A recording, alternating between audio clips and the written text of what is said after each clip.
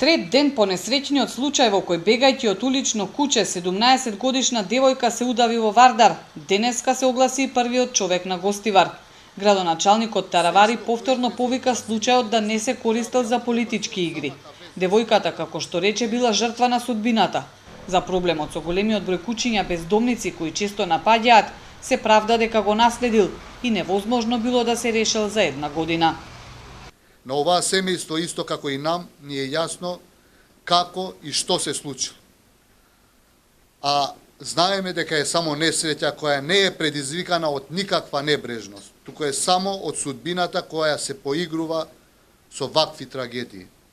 Би ве замолил да покажете респект во овие тешки часови за семејството Меджити, особено оваа барање го упатувам до оние кои се заслепени од копнежот за власт и сакаат да прават политика со човечки трагедии.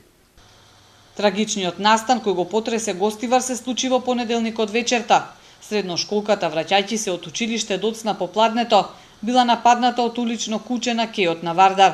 Пробала да се одбрани со својот ранец, но изгубила рамнотежа и паднала во реката. Нејзиното безживотно тело по 3 часовна потрага беше пронајдено вечерта во близина на мостот во Балиндол.